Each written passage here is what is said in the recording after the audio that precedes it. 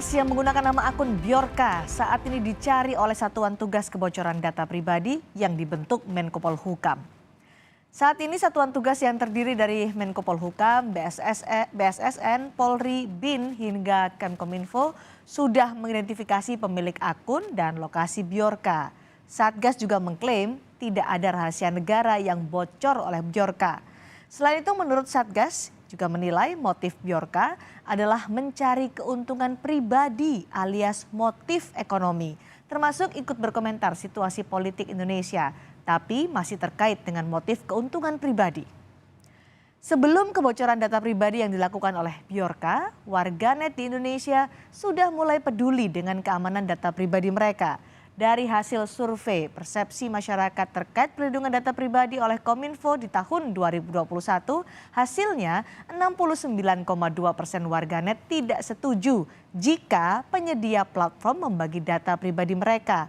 Sementara 30,8% responden setuju jika data pribadi mereka dibagikan oleh penyedia platform. Lalu bagaimana efektivitas pengejaran Bjorka dengan banyaknya ancaman kebocoran data pribadi? Kami akan bahas usai informasi berikut ini. Seorang pemuda asal Madiun, Jawa Timur bernama Agung ditangkap polisi pada Rabu petang karena diduga sebagai peretas data dan dokumen negara. Keluarga tidak percaya terduga pelaku sebagai hacker bernama samaran Bjorka karena sehari-hari hanya bekerja sebagai penjual es. Menurut keluarga, Agung tidak memiliki perangkat komputer dan selama ini berkomunikasi hanya menggunakan satu ponsel. Dia tidak bilang apa-apa, cuma ambil sajadah sama itu sarung. Oh, di bawah itu saja. Terus sampai kemana Ibu tahu? Katanya itu polsek dagangan. Terus setelah itu? Nggak tahu saya di rumah. Ibu nggak boleh jenguk? Enggak. Sebelumnya akun Instagram @volcyber_vitu mengeklaim seorang pemuda Cirebon sebagai orang di balik akun Bjorka. Tidak hanya itu, alamat rumah turut disebar oleh akun Volcyber di Instagram dan grup Telegram. Melihat serangan di media sosial bahkan ke rumah pribadinya, korban membantah tuduhan sebagai Bjorka. Korban meminta perlindungan dari polisi karena data pribadinya tersebar luas oleh akun Instagram Volcyber. Intinya kalau misalkan kalian masih pada nuduh saya bukan Bjorka, titik. Kemampuannya untuk bisa membobol? Kalau kemampuan untuk bisa membobol itu sedikit banget. Lebih suka ke ngedit. Mungkin bakalan nanti akan ke Polres.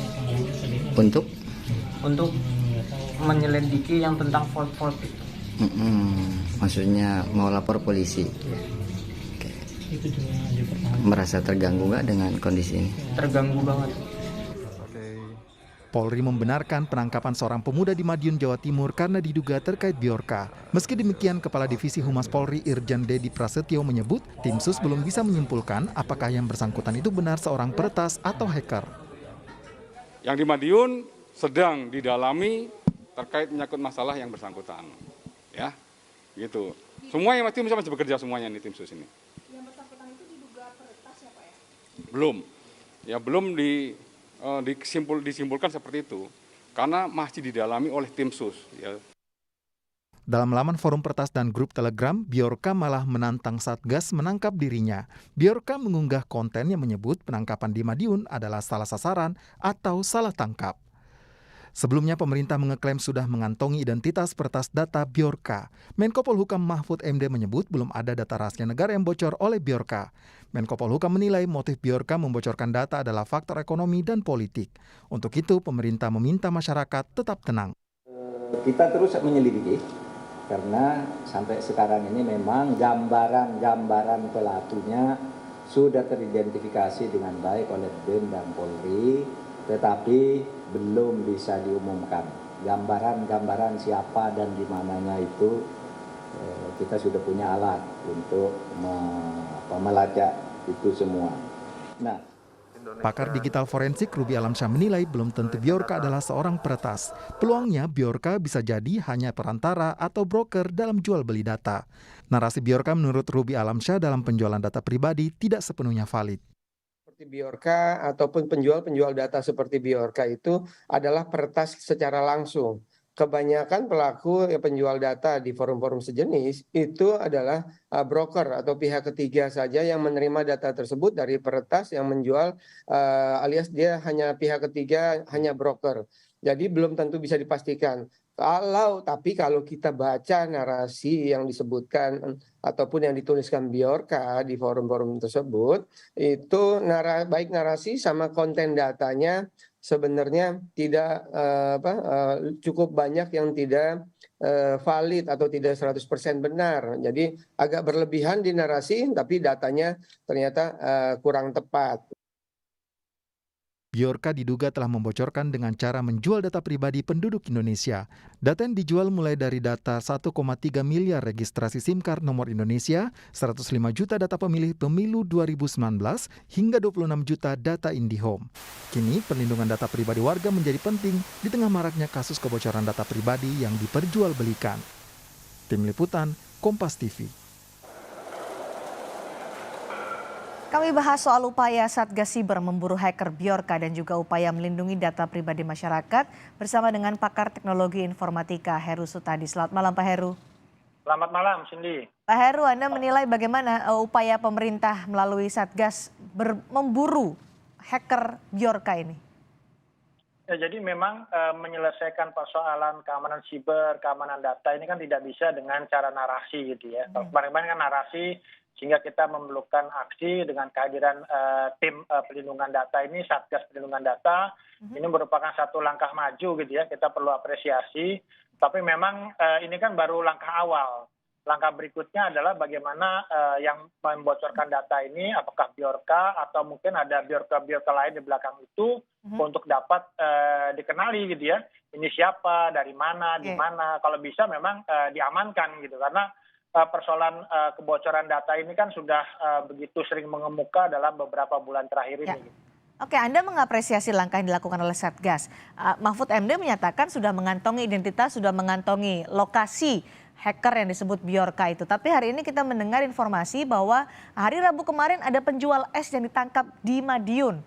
Polisi bilang kami masih belum memastikan bahwa dia Bjorka atau bukan. Kemudian Bjorka keluar aktif kembali mengolok-olok pemerintah yang disebut salah tangkap. Nah ini gimana dong Pak Heru? Jadi memang persoalan keamanan siber ini tentu ketika ada sebuah kasus gitu ya kan perlu investigasi. Jadi investigasi itu data apa saja yang bocor, benarkah bocor, yang bocor dari mana dan pelakunya. Kalau kita bicara tentang siapa pelakunya, ini tentu perlu satu proses yang mungkin dalam kejahatan lainnya kan kita bicara scientific cybercrime investigation gitu ya. Jadi memang kita harus melakukan satu proses ilmiah untuk bagaimana bisa mengenali siapa itu Bjorka atau Bjorka lain gitu ya. Tapi yang ditangkap adalah orang yang punya profesi sebagai penjual es di Madiun, Jawa Timur. Ya, jadi memang tidak bisa juga. Ini kan informasi-informasi yang diambil itu adalah informasi-informasi yang beredar di media sosial. Oh ini seorang ini yang di Cirebon, oh ini yang orang di Madiun gitu ya. Dan mungkin bisa saja ditindaklanjuti, tapi memang jangan juga terlalu prematur untuk menuduh atau menganggap oh ini si Bjorka gitu loh. Ini perlu dibuktikan. Walaupun orangnya nggak mengaku, tapi perlu pembuktian gitu ya. Sampai kita membuktikan bahwa orang-orang tersebut adalah mungkin yang kita cari gitu ya. Jangan sampai kemudian ini juga menjadi kasus salah tangkap gitu, atau mungkin juga sekedar mungkin kita sudah bekerja, sudah menemukan orangnya, tapi ternyata orang sebenarnya bukan yang itu gitu. Karena kan yang yang di Cirebon, kemudian penangkapan yang di Madiun, itu kan sumbernya dari media sosial, dari Twitter, kemudian dari akun Instagram. Apakah artinya pemerintah Indonesia sebenarnya belum mengantongi identitas siapa Bjorka ini, sehingga mengandalkan informasi di media sosial? Ya kalau kita lihat seperti itu gitu. Jadi memang harus tidak boleh terlalu menyampaikan pada publik, kita sudah mengetahui siapa orangnya, segala macam, posisinya di mana. Yang penting adalah bagaimana di kacamata publik adalah ya tunjukkan, buktikan ini siapa yang pelakunya gitu ya. Saya pikir memang harus ada katakanlah operasi-operasi senyap gitu ya, sampai kemudian orang tersebut dapat ditemukan. Jadi justru juga menjadi bumerang bagi pemerintah, bagi Satgas gitu ya. Bila mana sudah menyampaikan ini sudah kita ketahui orangnya, tempatnya di mana, tapi ternyata kemudian salah sasaran atau salah tangkap gitu, sehingga kepercayaan publik terhadap pemerintah yang agak membaik dengan kehadiran Satgas ini kembali ke titik zero lagi, bahwa masyarakat distrust terhadap bagaimana penyelesaian kebocoran data di Indonesia. Saya ingin tanya pendapat Pak Heru. Pak Heru percaya dengan apa yang dinyatakan oleh Satgas bahwa sudah mengantongi identitas, sudah mengantongi lokasi Bjorka. Percayakah Anda? Kalau saya melihat ini terlalu prematur. Dikatakan prematur, kenapa? Karena memang ketika kita bicara dark web gitu ya, ini kan penjualannya itu memang serba rahasia, serba underground. Termasuk kan pembayarannya gitu ya, menggunakan Bitcoin atau apa gitu. Sehingga mungkin bisa jadi tidak serta-merta terlalu mudah untuk dijejak gitu ya. Mungkin ada kaitannya dengan Indonesia, tapi apakah orang Indonesia atau orang Indonesia tinggal di luar atau orang asing yang benar-benar tinggal di luar, ya itu memang masih perlu didalami lagi saya pikir. Menurut Anda apakah Bjorka ini adalah orang Indonesia dan dia sebenarnya berada di Indonesia karena Satgas menyatakan sudah tahu nama, identitas, lokasi, bahkan ada penangkapan di Madiun? Kalau saya melihat dari apa yang disampaikannya itu dia memiliki kaitan dengan Indonesia. Tapi kita tidak tahu apakah dia orang Indonesia, ada di Indonesia atau di luar Indonesia gitu ya.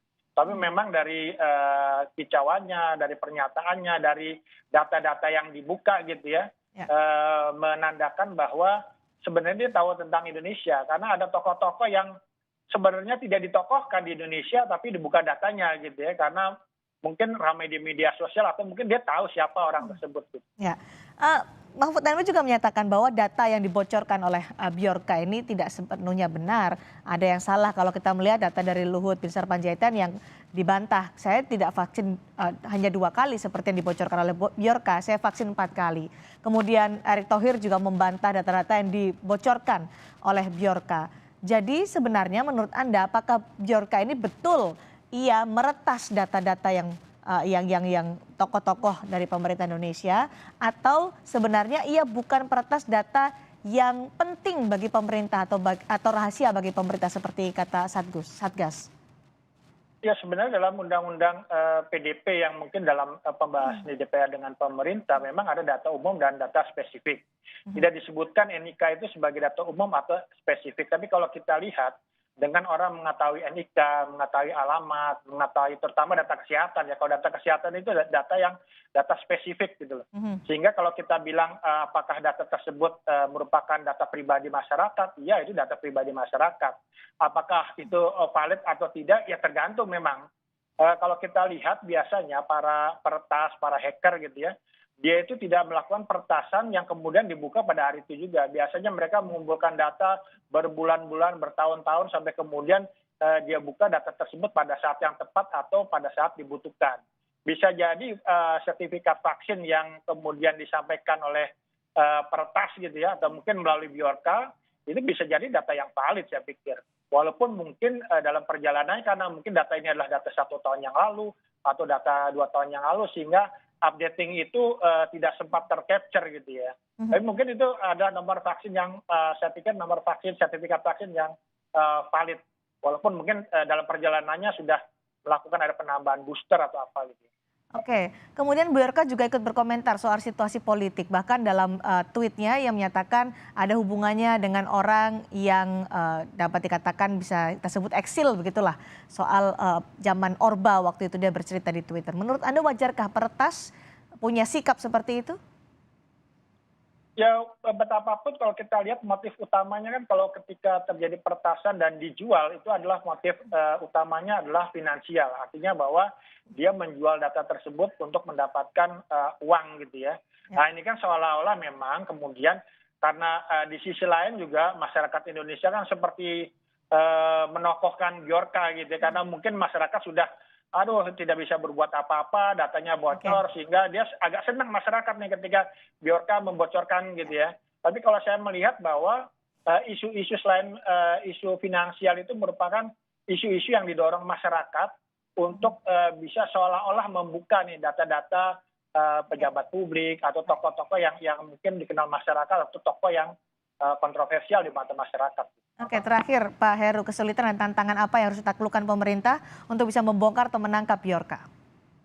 Tantangannya yang pertama tentu data apa yang bocor, kemudian juga kita perlu menjejak secara saintifik di mana Bjorka, apakah Bjorka ini adalah peretas atau tadi juga disampaikan juga atau mungkin dia juga sebagai mediator aja untuk berjualan gitu. Jadi memang kalaupun nanti Bjorka bisa dikenali, bisa diamankan, ini tentu bukan merupakan langkah akhir tapi merupakan langkah awal untuk bagaimana mengamankan data masyarakat yang sekarang masyarakat sedang euforia menggunakan layanan digital dalam. Sulitkah itu untuk membongkar?